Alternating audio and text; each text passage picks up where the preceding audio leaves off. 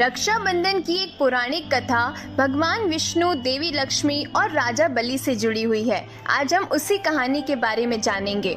असुरों का राजा बलि 100 यज्ञ पूर्ण करके अजय हो गया था और धरती पर अपना साम्राज्य स्थापित करने के बाद अब वो स्वर्ग का सिंहासन प्राप्त करने की तैयारी करने लगा। ये जैसे ही देवराज इंद्र को ज्ञात हुआ तो वे चिंतित हो गए और वे भगवान विष्णु की शरण में पहुंच गए। इंद्र ने भगवान विष्णु से स्वर्ग का सिंहासन बचाने की प्रार्थना की। तब वामन अवतार धारण करके भगवान विष्णु राजा बलि के दरबार में गए और उनसे भिक्षा की याचना की। अब राजा बलि काफी दानवीर थे।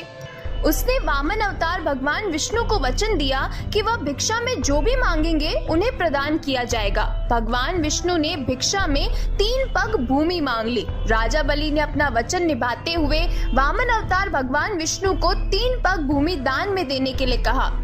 भगवान विष्णु ने पहले पग में पृथ्वी को नाप लिया और दूसरे पग में स्वर्ग को। तीसरे पग के पूर्व ही राजा बलि ये भांप चुका था कि उसके समक्ष उपस्थित वामन कोई साधारण व्यक्ति नहीं है। उसने अपना शीश वामन रूपी भगवान विष्णु के आगे झुका दिया और उनसे तीसरा पग अपने शीश पर रखने का निवेदन किया। भगवान विष्णु ने वैसा ही किया। इस तरह राजा बलि अपना संपूर्ण राज्य गंवाकर पाताल लोक में रहने को विवश हो गया। अब पाताल लोक जाने के पूर्व राजा बलि की प्रार्थना पर भगवान विष्णु अपने वास्तविक स्वरूप में आ गए। वे बलि की दान पूर्णता देखकर अत्यंत प्रसन्न थे। उन्होंने उससे वर मांगने को कहा।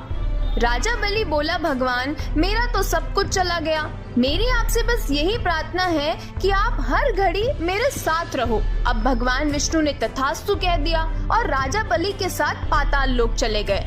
अब बैकुंठ में भगवान विष्णु की प्रतीक्षा कर रही देवी लक्ष्मी को जब ये सूचना मिली तो वे चिंतित हो उठी। उन्होंने नारद मुनि को बुलाकर मंत्रणा की, उनसे इस समस्या का तोड़ पूछा। नारद मुनि ने उन्हें सुझाया कि वे राजा बलि को रक्षा सूत्र बांधकर अपना भाई बना ले और उपहार में भगवान विष्णु को मांग ले। देवी लक्ष्मी गरीब महिला का भेष धारण करके पाताल लोक पहुंच गई और नारद के सुझाए अनुसार राजा बलि की कलाई में राखी बांध दी।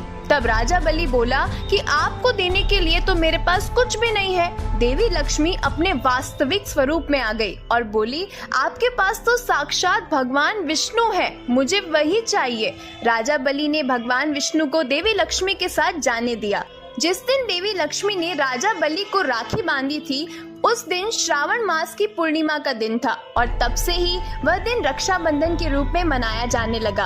और इसी दिन बहनें अपने भाई की कलाई पर राखी बांधती है और भाई अपनी बहन की रक्षा का वचन देता है। ऐसी ही और भी कहानियों को सुनने के लिए चैनल को जरूर सब्सक्राइब कीजिए। मिलते हैं एक नई कहानी के साथ। तब तक के लिए जीवन की इस खूबसूरत किताब को पढ़ना जारी रखिएगा।